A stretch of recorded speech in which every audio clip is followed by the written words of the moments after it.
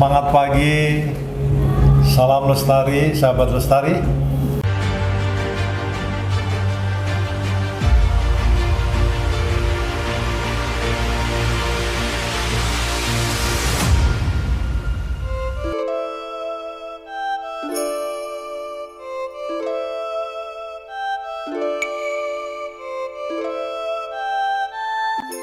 Jumpa lagi dengan saya, Budi Rianto.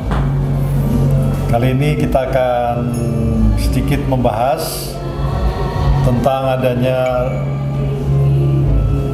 pembangunan hukum nasional, khususnya dalam rangka Prolegnas tahun 2025, bahwa Undang-Undang Nomor 41 tahun 99 tentang kehutanan masuk di dalam prolegnas prioritas untuk dilakukan perubahan. Berbicara tentang perubahan undang-undang, khususnya Undang-Undang 41 ini, tentunya harus melalui suatu proses evaluasi. Mengapa undang-undang ini harus diubah dan bagaimana mengubahnya? Ini yang perlu menjadi bahan pemikiran bersama. Undang-Undang 41 sebagai undang-undang yang mengawal pengelolaan hutan atau pengurusan hutan atau penyelenggaraan hutan telah berjalan 25 tahun. Dalam perjalanannya secara formil telah mengalami sekali perubahan, sehingga ini perubahan yang kedua. Namun secara material sebetulnya undang-undang ini telah mengalami beberapa kali perubahan, termasuk adanya Undang-Undang Nomor 18 tahun 2013 dan Undang-Undang Cipta Kerja, serta adanya putusan-putusan MK yang menganulir adanya peraturan-peraturan yang ada di dalam pasal-pasal Undang-Undang 41 tahun 99 ini, menyangkut misalnya masalah hutan adat, termasuk penunjukan kawasan hutan. Hal-hal inilah yang membuka adanya perubahan Undang-Undang 41 tahun 99.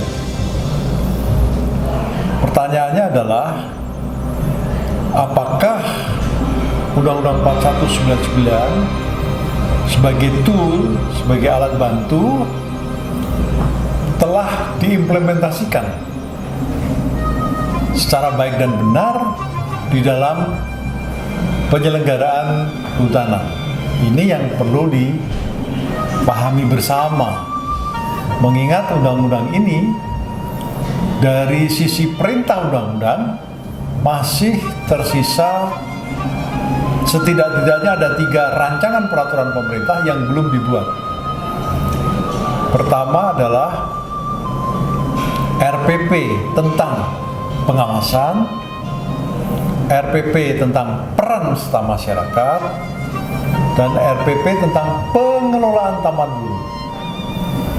Dengan demikian maka Undang-Undang 4199 sendiri sebagai alat bantu belum secara komprehensif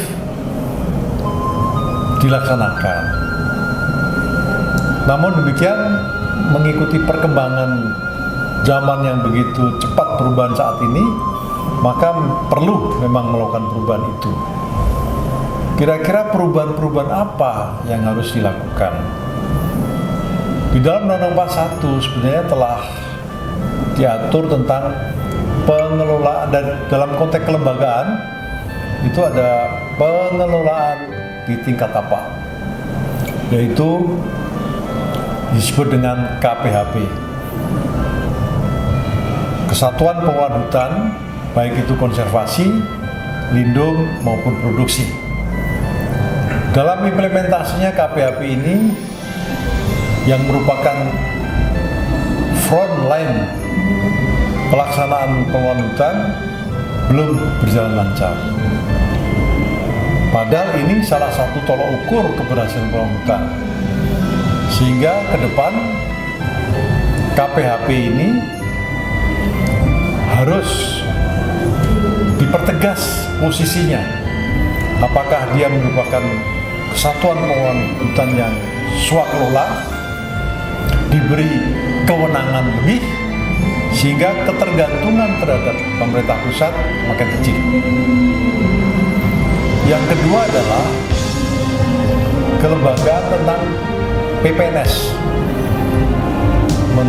mengenai penyidik pegawai negeri sipil. Yang saat ini PPNS kehutanan masih di bawah koordinasi Polri. Sedangkan ke depan apakah dapat diatur PPNS yang mandiri lepas dari KUHAP? Ini tantangan-tantangan yang perlu dipikirkan ke depan dalam rangka kelembagaan pengelolaan hutan di Indonesia.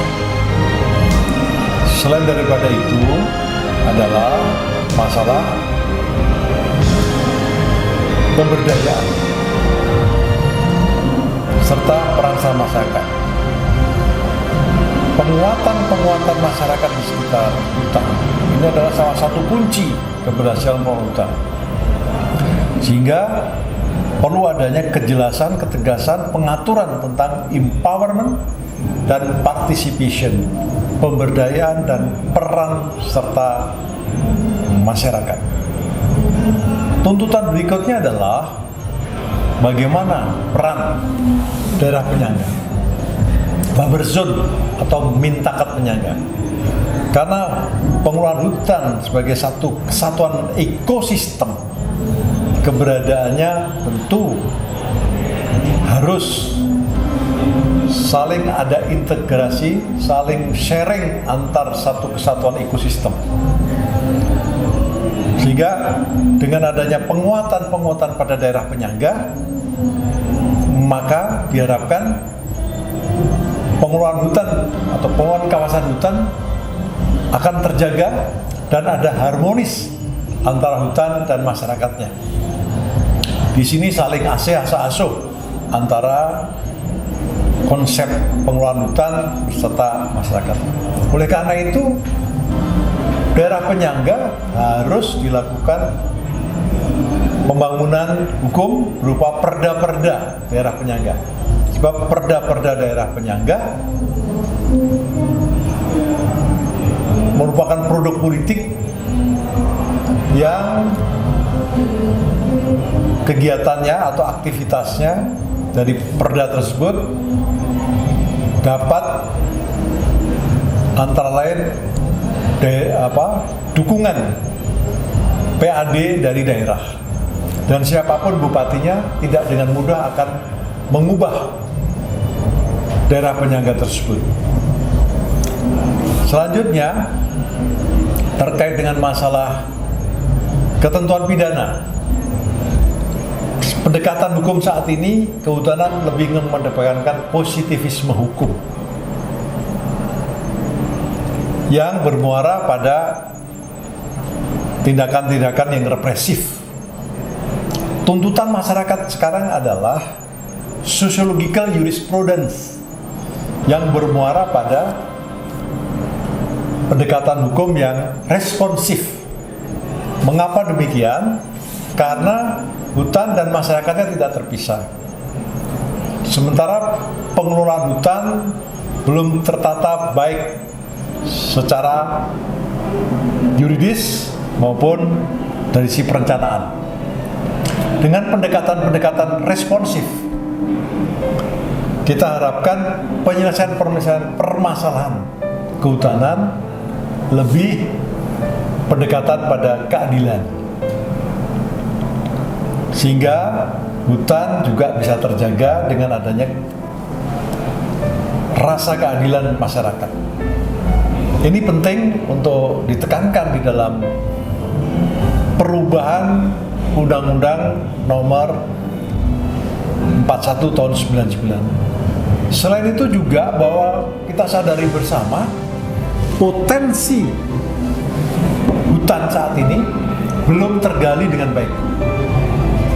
Mengapa? Karena banyak banyak sekali plasma nutwah atau potensi-potensi biodiversity di dalam kawasan hutan yang belum ditemukan dan belum diatur dengan baik. Oleh karena itu perlu adanya penelitian-penelitian, jadi lembaga penelitian untuk diatur lebih jauh dalam rangka untuk optimalisasi pemanfaatan kawasan hutan. Dan yang tentu yang terakhir adalah dalam rangka penyempurnaan Undang-Undang 4199, yaitu adanya pendekatan-pendekatan yang keadilan ekologis. Keadilan ekologis tidak hanya berorientasi kepada human, tetapi non-human. Kita ketahui bersama dengan adanya kebijakan-kebijakan pengelolaan di kawasan ini yang ada kegiatan-kegiatan antara lain kegiatan pertambangan, food estate dan segala macam ini, banyak sekali habitat asli satwa liar yang terganggu. Sehingga ini perlu dipikirkan bagaimana keadilan ekologis khususnya buat tumbuhan dan satwa-satwa liar agar terjaga sehingga biodiversity kita tetap terjaga. Semoga perubahan Undang-Undang 4199 ini semakin menguatkan posisi hutan sebagai unsur esensial sistem penyangga kehidupan, dan fungsi hutan tentunya sebagai alat pertahanan negara, juga sebagai sumber spiritualitas, sumber plasma nutwah harus selalu dipertahankan. Demikian sahabat lestari, salam lestari.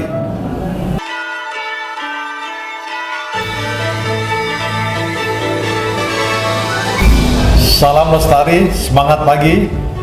Saya Budi Rianto. Izinkan pada kesempatan ini mengucapkan selamat Natal 2024 dan selamat Tahun Baru 2025. Semoga kita selalu diberkati oleh Tuhan. Amin. Semangat pagi, salam lestari.